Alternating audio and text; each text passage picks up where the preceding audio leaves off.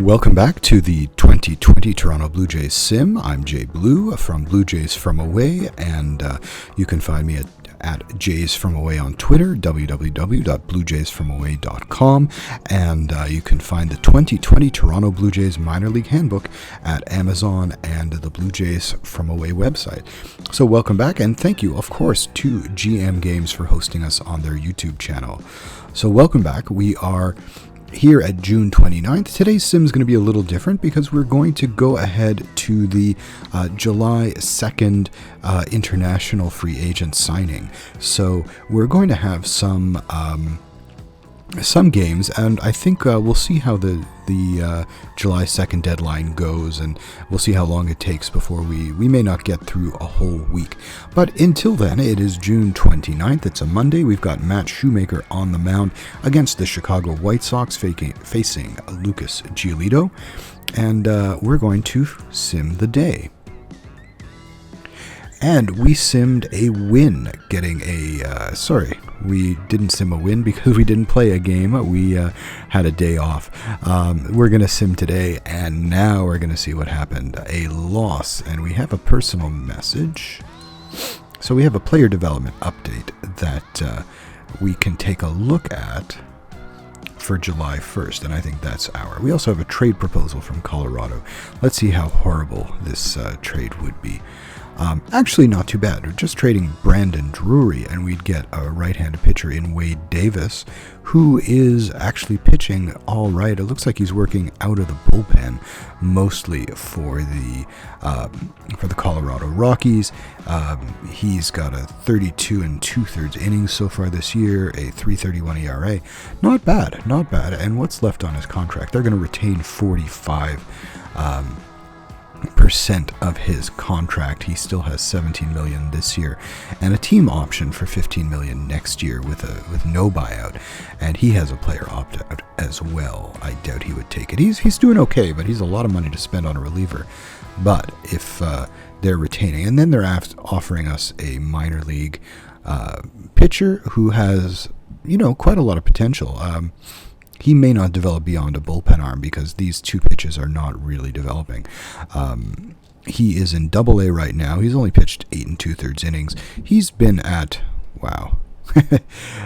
he's been at several levels this year. He's currently with the DSL Rockies, actually, but he's been as high as Double-A. I'm not sure why that is.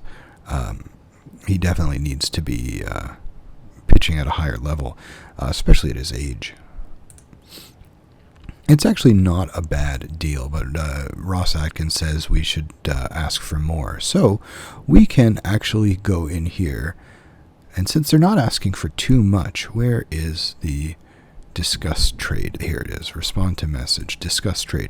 We can actually go through their system and see if we want to get anybody else instead of Davis. I don't mind Davis, especially if they're taking a lot of his salary. I'd maybe try to go up to 50%, and then maybe try to find another prospect. We're going to organize by potential and go to the top. Actually, that's the bottom, so we're going to go to the top.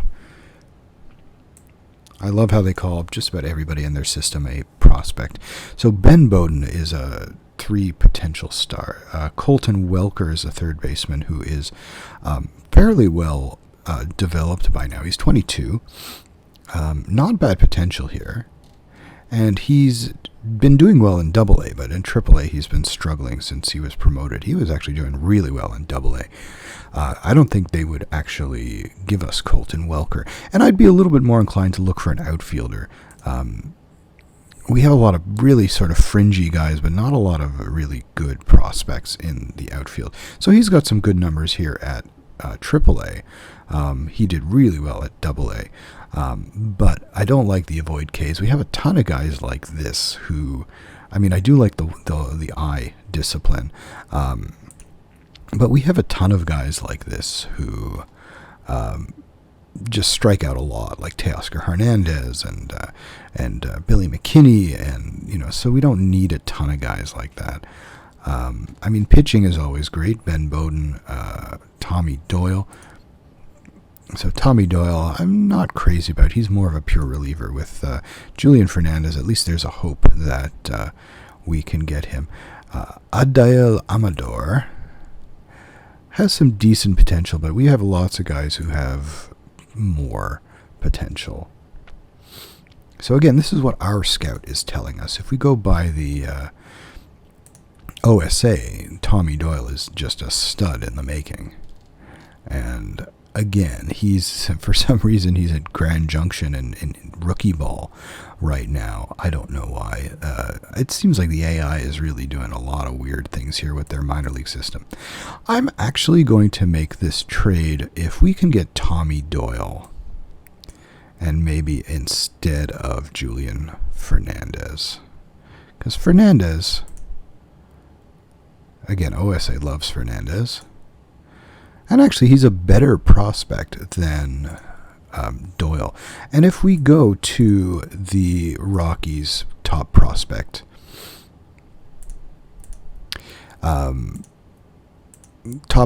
list, Bowden is here. Doyle isn't even on there. This is very interesting. Their best prospects are up here. Number 1, Ryan Rolison.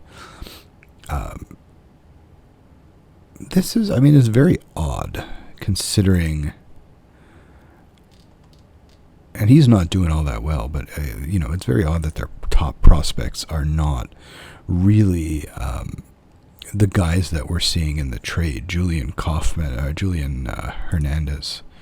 What was his name? Fernandez? Julian Fernandez. It's not even listed on their top prospects. Bowden is, Ryan Rolison is their number 1 prospect. And I'm just going to move back to their top prospect list. Will Etheridge is their number 5, their second pitcher. And again, it's like, he's a 2-star potential. I wonder who is making this list. It looks like Fernandez is actually much better of a prospect than whoever is making this list. Now, it's also possible that the list could be an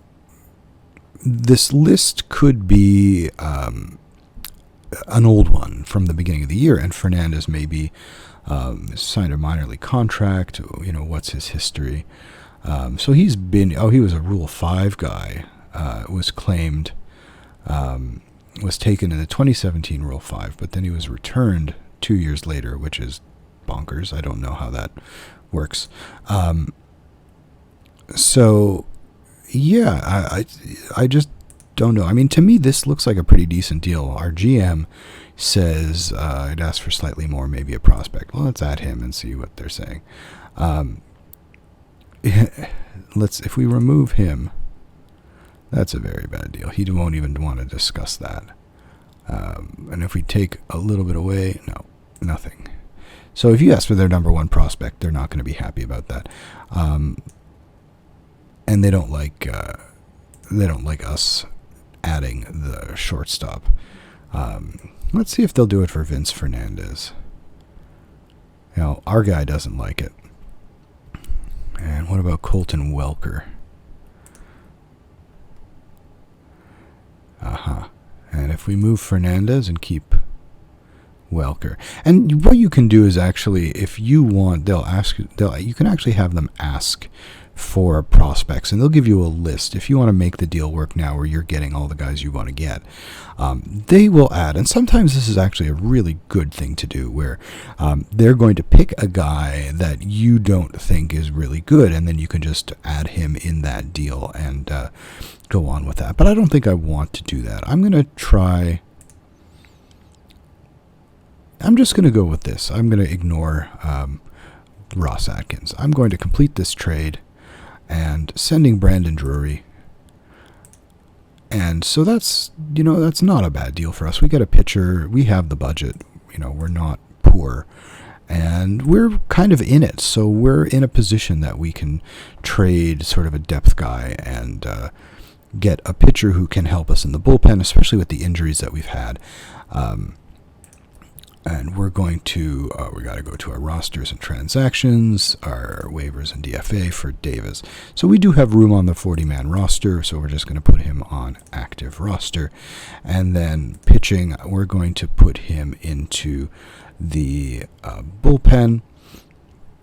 And I just want to double check that we have 26. Yes, so we have the right number of pitchers, the right number of players, and just going to set him. We do have one too many pitchers, so I am going to send.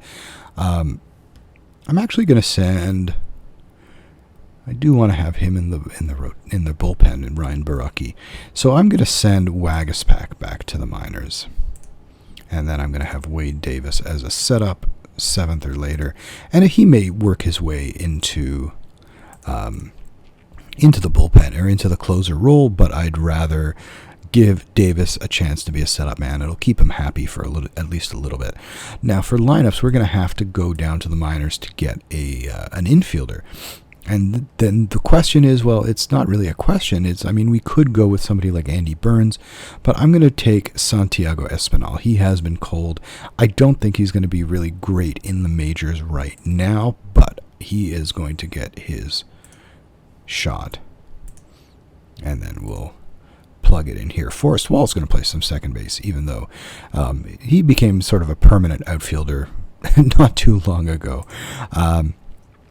And I'm just going to, that looks okay to me. Joe Panik is going to get most of the time, especially against right-handed pitchers. Against lefties, we'll give Espinal some time. And our backup DH is going to be Teoscar. There we go. Okay. And I think I'll just, that looks okay. And here, that looks good. Okay.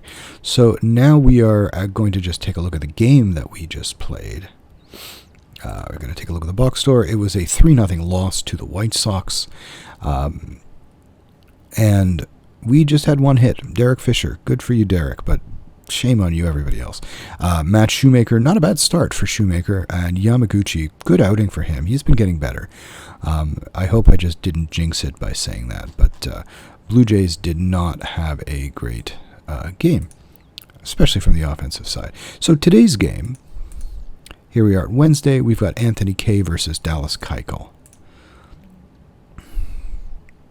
And we have international signing period, free agent period starts, and so that's what we were really coming in to see. And we're just going to take a look at the highlights of the game.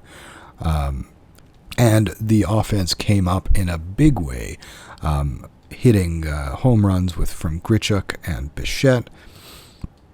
Travis Shaw also hit a home run, going 3 for 4. That's the type of game that we want to see. Vladdy Guerrero hit a double. And on the mound, Anthony Kay with an excellent outing, 6 innings, 1 run, 2 walks, and 7 strikeouts. Great game for Anthony. And Baraki, solid relief. Wilmer Font, solid relief.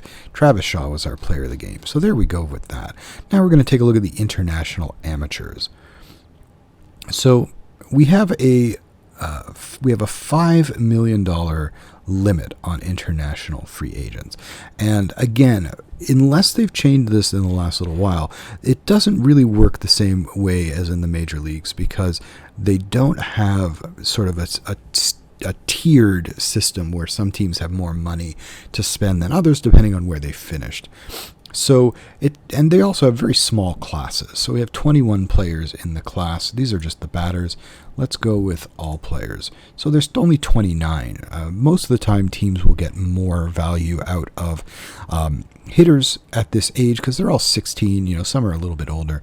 But the pitchers can be really, really, really hard to project, especially at 16-year-olds. And this I'm talking about real life. So here, there's definitely value. I tend to sort of just look at the guys who have what our scout is saying could be major league stuff.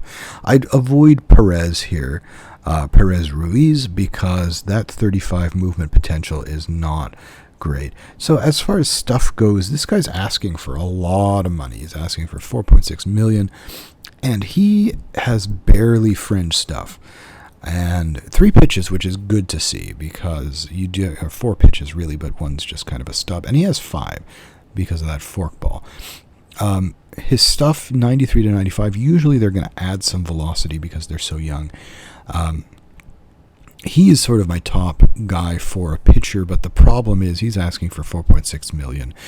In a bidding war, it's going to go over that, and we may or may not be able to afford anybody else. Let's look at hitters. So this guy here, Alfredo Chacon, a $5 million ask. That's a pretty good profile, like a 50 65 batting. OSA likes him even more. I mean, this is the guy I would offer, and he's got that power. Outfield, we need outfielders. Another guy, again, similar ratings right now, but 45 for plate discipline. Also, when they have when they have a nickname, that's usually a good sign. But I'm very inclined to go with him. I'm going to offer him the $5 million. And I'm going to submit that offer. And I'm going to leave it at that now because they're probably not going to let me offer anything else. $5 million in pending offers. Okay, so that's pretty much it. We're going to go back to our games against Chicago. We've got Trent Thornton, another option. Michael Kopech is his opponent. Kopech, a really great hard-throwing righty. And the result was another win. So we got a really nice 4-3 win coming from the bottom of the 8th inning. Derek Fisher is the one who hit a solo home run to give the Blue Jays the win. Fisher with that home run. We also had a dinger from Gurriel. Single hits, just 5 hits for the whole team. So Kopech was out of the game early. Kopech was injured, so and so was Addison Reed. It was kind of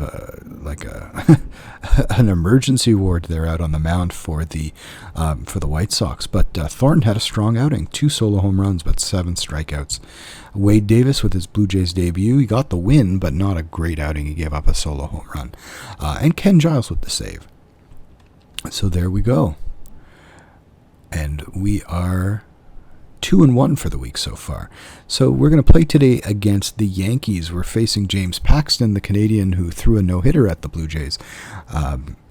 So that's going to be exciting. We've got Tanner Roark on the mound. And we got Alfredo Chacon. So that is our great news for this week. We are now at the cap for our free agent signing. So we can go back to the international amateurs and it'll say the recent signing. He's the only guy to sign, and he was like, yeah, you gave me $5 million, I'm going to take it. So here he is, Chacon, and we don't have any more money to spend. And the game was a loss. We lost to the Yankees 10-7 on the mound. Roark was okay. I mean, 2 home runs in 6 innings, 3 earned runs, though. Anthony Bass gave up a bunch of runs. Jordan Romano gave up some runs, and Dolis finished it off. Giancarlo Stanton had a big game with 2 home runs against us, but Rowdy Tellez hit 1, went 2 for 4. And Travis Shaw, 2 for 4 with a home run. Bo Bichette was 2 for 4 with a couple of RBI, and he was caught stealing. And we check out the next matchup. We've got Nate Pearson, our number 1 prospect, probably no longer a prospect, against Masahiro Tanaka. And today is Saturday, so we've got 2 more days to sim. And here we go, and we get a win. And we've also received a trade proposal from the Pirates. They want Reese McGuire, who's not doing a heck of a lot. And they're offering Richard Rodriguez, who is, an okay reliever. 18-year-old Juan Jerez. Very young, 18-year-old guy. And you know what? For that profile here, I'm not going to worry about this trade. We're going to hang on to Reese McGuire, even though he's not doing an awful lot with the bat. He's got some potential, so. And that's our nice Alfredo Chacon.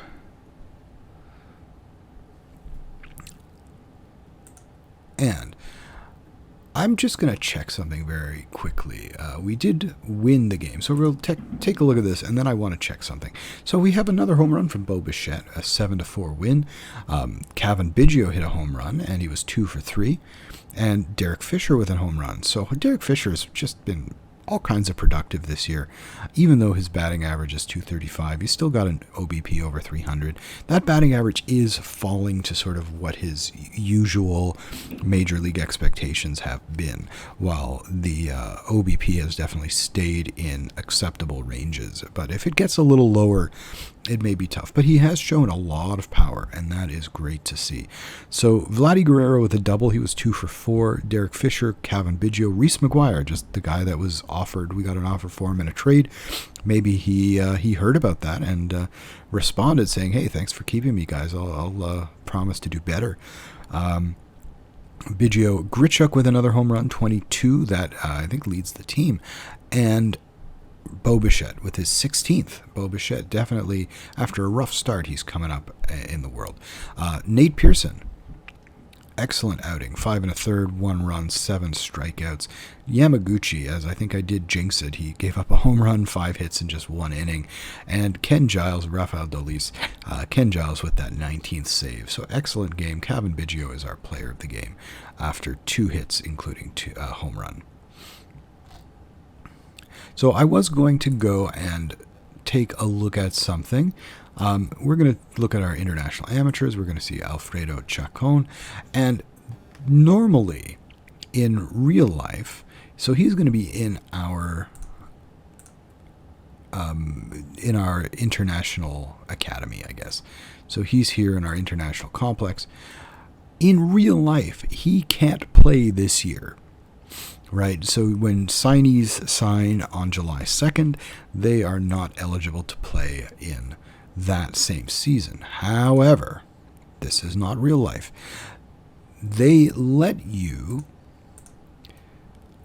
move over those first-year international signings, and we can have them start to play and get that valuable game experience immediately at the age of 16. So that's what we're going to do with Alfredo Chacon. All right, so now we're going back to New York. We are playing the Yankees with Matt Shoemaker on the mound. It is Sunday. This is our final game of this sim. And it's a loss, 10-1. So Matt Shoemaker did not last very long in this one. Shoemaker went 2 innings, probably 2+, charged with 6 runs. Baraki with 2 runs charged. Font with 3 runs charged. Yamaguchi got out of that game without giving up any runs, but it was not pretty.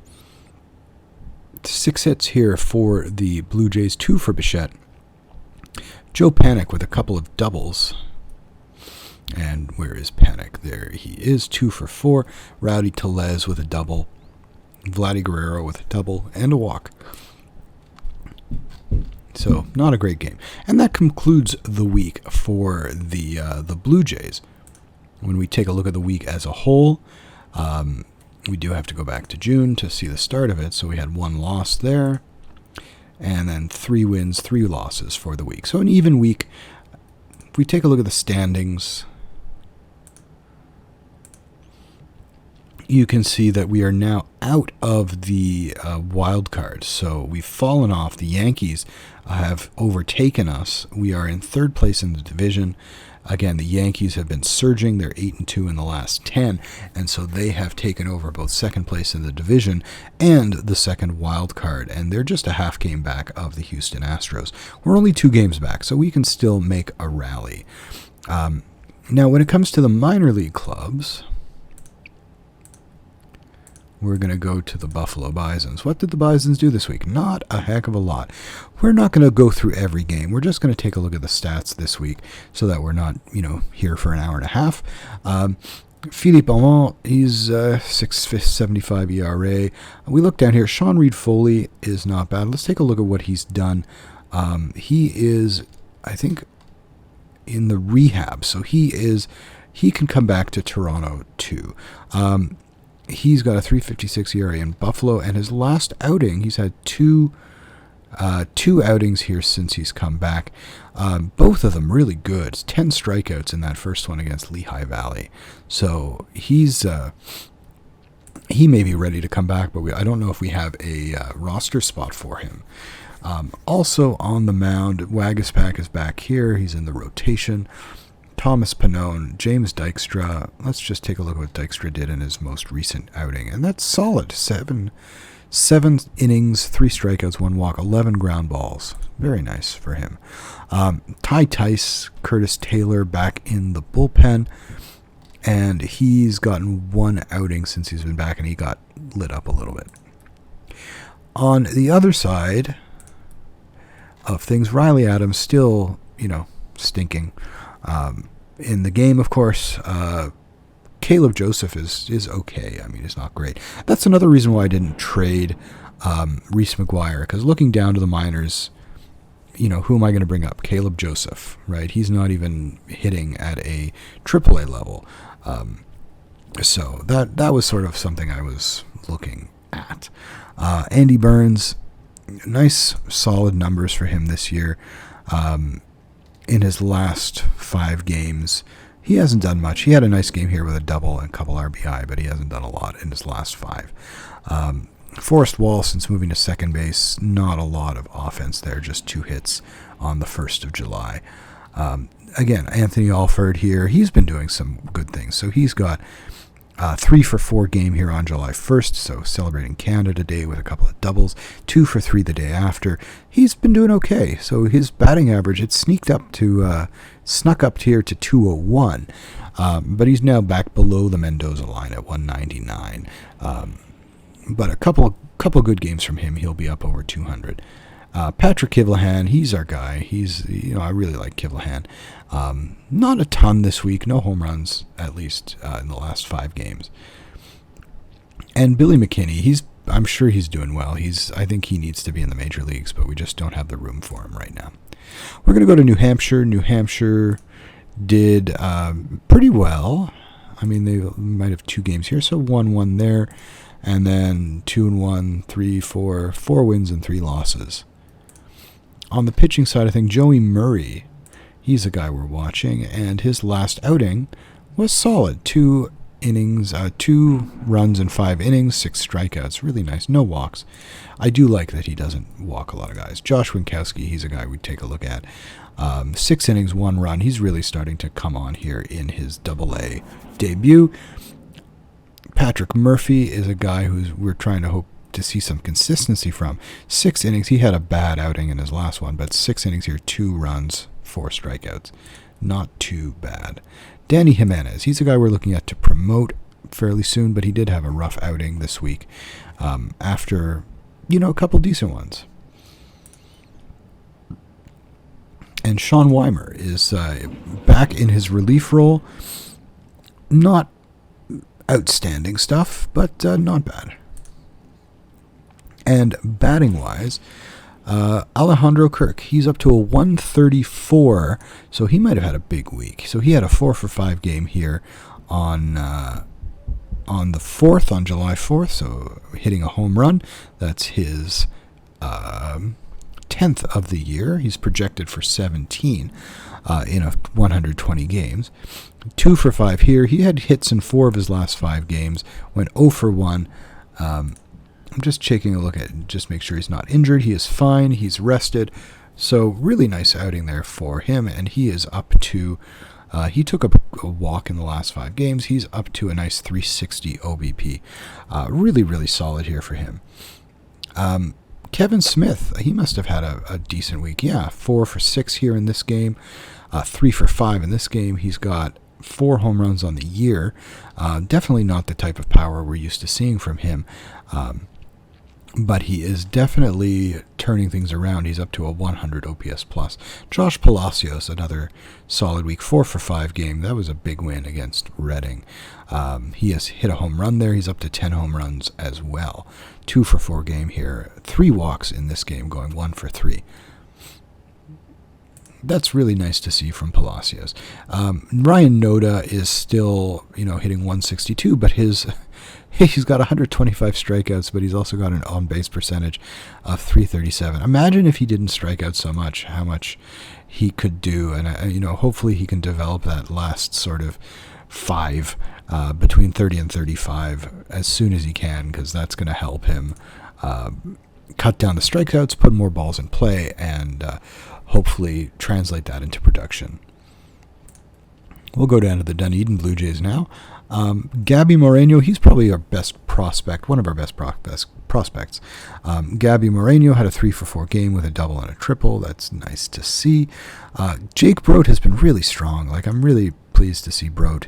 He didn't play for a few days. Maybe he had an injury, but went 2-for-4 with another home run. He's up to 9 on the season. Samant Taylor, he is injured a little bit, but he has been outstanding so far this season. He's got a .265 average, .389 OBP, so that eye is really working for him. He is striking out quite a bit. He's already got 80 strikeouts, but he is slugging really nicely, and he's got 9 stolen bases. We could probably turn up his tendency to steal, but really there's no real gain until he's really producing at the major league level. Chavez Young, solid, but again, I think he's falling off a little bit from where he was earlier in the year. Griffin Conine is a little bit troubling in the fact that he's only hitting .239, .306 OBP, and the slugging is not great. There's a lot of room for that. He's hitting a lot of doubles, but not getting those home runs, so that's a little concerning. On the mound here, Luciano is doing really well. I'm going to give him another couple weeks here before sending him back up, but I think he had a really good start. 3 hits, 2 walks, 5 strikeouts, and 6 1/3. Alek Manoah, here he had another kind of rough start. Again, I'm not seeing that consistency that we really want to see from him. Justin Maesi, really nice. And Simeon Woods Richardson, I think, is on the injured list. Let's just check out yeah. He's gone for another 4 weeks, so we will get him back, but that's tough to see. So we're going to take a look at we've already looked at these guys, so we're going to go to the Lansing Lugnuts. And for the Lugnuts, Hagen Danner got an OPS of 100. Tanner Morris, really nice stuff here. Again, not a ton of potential. That's pretty fringy when you're looking at what he could be at a major league level. LJ Talley, he's dropped off a little bit since a good start. Jesus Lopez, I think, again, that potential is just that's not going to get him to the big leagues. OSA thinks much more highly of him, but we're seeing some great stuff from him here, though. Trevor Schwecke, since he's been promoted, he's been very strong. He's got 2 multi-hit games in a row, just not a lot of power, and if he's, maxing out at 35, high A ball for him may be his ceiling. Cameron Eden, on the other hand, this is a really interesting profile. 2 for 6 here, 2 for 5. Really nice work, but again, he is cooling off and coming down to earth. And Eden at 22, Schwecke at 10 or 22, Morris. Yorman is doing pretty well. He was outstanding in 2019 at both Lansing and Vancouver, so I have a feeling that they're not really seeing his potential as what it could be the way it is in real life. On the mound for the Lugnuts, Kloffenstein is really the guy we're watching. 2 2/3, 5 runs, 4 walks. Pretty disappointing outing for Kloffenstein. He's got decent potential, and that's sort of fringy major league potential here, but he is not, developing as quickly as maybe we'd like to see. Juan Nunez has been the best starter on this club consistently. Again, not a very fringy profile here, but he's doing pretty well at a new level. Donnie Sellers, he's doing pretty well. He may move up to Dunedin pretty soon. Josh Hyatt, solid work out of the bullpen, and has some fringy potential here. Parker Karachi, that movement is really going to hold him back, but the stuff has potential and the control has potential. So he has given up 4 home runs in just 19 2/3 innings. Generally, we want to see that much lower, like less than 1.5 per per 9 innings. And to Vancouver, where on the mound Saldana is our newest draft pick, or one of them, Sam Ryan. Joel Concepcion has been really strong so far. And again, I think this is definitely not what he's capable of in real life. This is not what he's capable of in real life. And outside of that, Felipe Castaneda has been great in relief. Also great in relief has been Austin Havacost. And Andrew McInvale has been pretty good. The lineup side, everybody wants to know. Philip Clark keeps smashing the ball. 2 for 4, 2 for 3. He keeps hitting well. I'm going to have a hard time keeping him down here in Vancouver for a second season. So I'm going to actually move him up. Nick Gonzalez is also the guy we're watching. Hit every game in the last 5 games, couple doubles. He's got 1 home run, 7 doubles already. He's having a great debut. He's hitting 382, 440, 513. That's outstanding. Miguel Geraldo is another guy we're keeping an eye on. 293, 356, 537. So really nice slash line here from Geraldo. Davis Schneider is a great kid. I really like talking to him. Did an interview last year with him in Bluefield, and I may have that on the podcast part of the website at Blue Jays From Away. John Solarte has been doing okay, and Justin Ammons is in a slump. Another good guy. He was I think a non-drafted free agent who really lit it up in Bluefield last year. And Spencer Horowitz is doing really well. On the pitching side, we've already taken a look at these guys, and so we're going to go to Bluefield. The second full week of Bluefield, Ian Bedell, our second round pick, I believe, he had a rough start, giving up 8 runs in 5 innings after a couple solid ones to begin with. Ethan Smith was our 5th round pick coming out of Vanderbilt. Very experienced. He's probably a little more polished coming out of that great program. So he got a win, going 3-0 now on the season, striking out 8. So he may be the first guy to move up to Lansing. He's a little bit more polished. Kendall Williams has been struggling. He's still 19 years old. He was drafted out of high school, giving up 6 runs in 3 1/3. Trevor Koenig was a 16th round pick, and he pitched for 5 innings. Not a bad outing. 3 strikeouts, 3 walks. And Matt Whalen, another draftee, 19th round pick. Solid outing against Princeton. 5 strikeouts, 1 walk. Really nice to see. Again, he's probably got the stuff to really dominate at this level for a little bit, but I think when he gets higher, he's going to have a little bit of trouble. So we're getting some really great stuff out of Reuter Hernandez. Again, he's got some great stuff. I've seen him personally hit 100 on the radar gun, so that 96 to 98 may be, that may be a little on the slow side, but I've also seen him just light it up. But he struggled with his secondary stuff in control when I saw him last spring training. On the hitter side, Bobby Seymour is hot, and he has some nice games here. 3 hit games in the last 5. He's hitting 321, and he's got a home run for himself.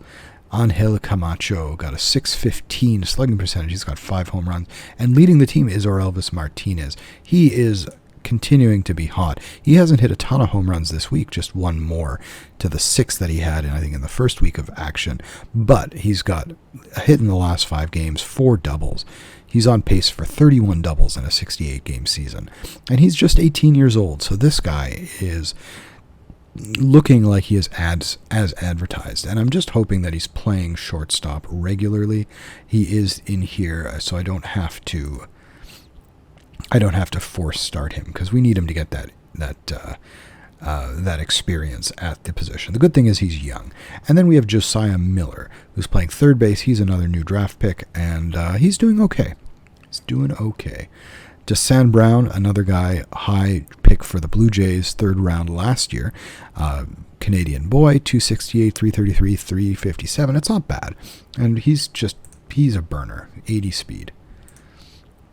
And then Alberto Rodriguez is another guy who's got some potential. You may not have heard about him. And we're going to go down to the GCL Blue Jays. GCL Blue Jays, our new draftee Ben Hernandez, he's doing okay. As long as it's just not nightmarish in their first year, I'm okay with that. Liam Norris, Carson Hamrow, Camden Minacci.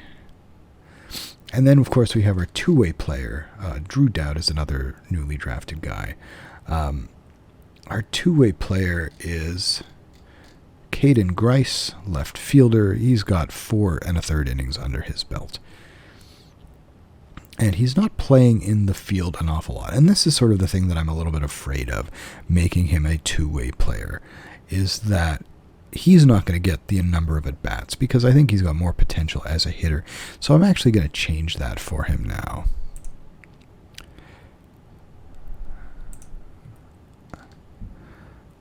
So I'm going to take that away, and he's going to play offense only. I let him have his fun.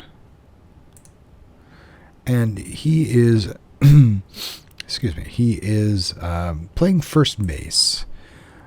I don't mind that. I wouldn't mind seeing him in the outfield, but I think he's probably a better first baseman. And on the offensive side here, who is doing well? We've got Gaber Jimenez. We've got Michael Arias doing well. We've got Leonel Calles, who is not playing a ton. Gavin Casas is not doing all that well. We have here just a ton of guys. Nick Neal, and he's a little bit old, but he was drafted last year. And he's 18, though, but he was drafted last year and didn't play after he was drafted.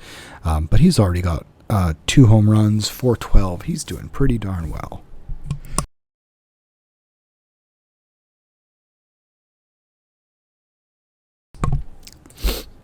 And then finally, the Dominican Summer League. And again, the guys that we're really taking a look at here are Riquelvin de Castro, Esteban Machado, both of them not bad, 99 OPS +4. De Castro and Machado is doing better, which is again what scouts have been sort of saying. And then finally, we're going to have Alfredo Chacon. He's gotten into a couple games, just one game, and he's gone 1 for 4, which is great for a 16-year-old to get his feet wet immediately. That's what we're looking for. On the pitching side, again, there's nobody here that is really jumping out as being a huge prospect. Julian Fernandez is going to move up. He was assigned to our lowest level minor league team, so I'm going to send him to Double-A, I think. Yeah, he's 24. He's got to go to Double-A. All right, so now we look at the Fisher Cats. They have 17 pitchers. So what are we going to do here? What are we going to do with the Fisher Cats? They have 17. The Bisons have 16. The Dunedin Blue Jays have 14. And Mike Ellenbest is hurt. They're going to diagnose him before they do anything. Who could go up? And I think Josh Hyatt could.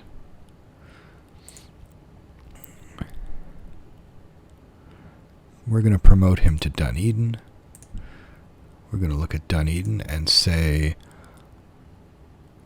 do we want Luciano to go back up to Double-A? I'm just going to give him a little bit of time.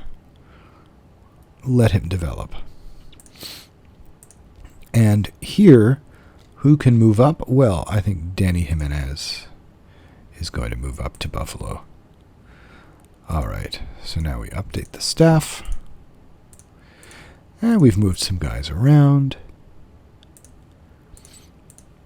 And Lansing.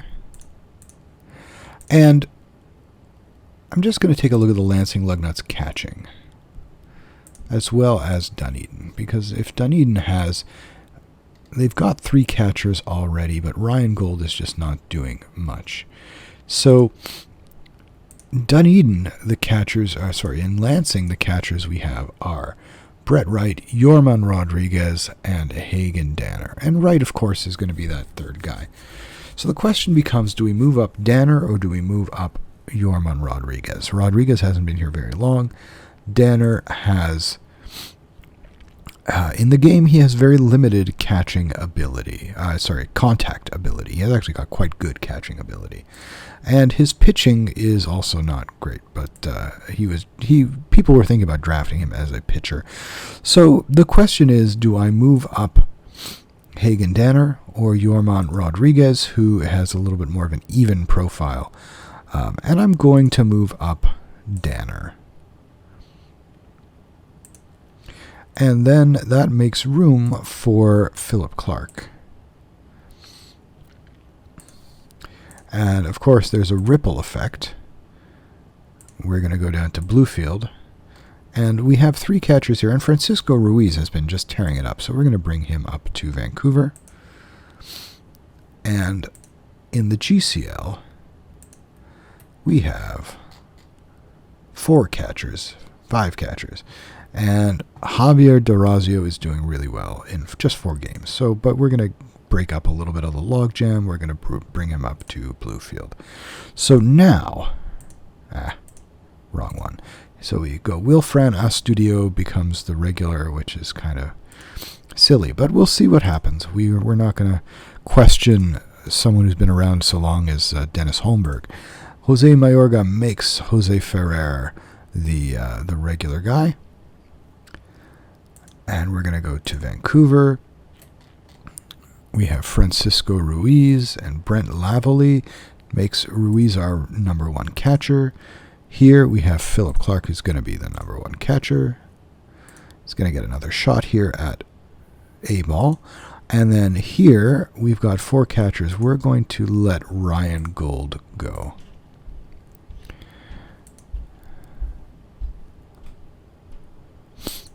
We could also use an outfielder. They're pretty thin. I think we've got some injuries. Well, Cameron Eden, congratulations. You are going to Dunedin.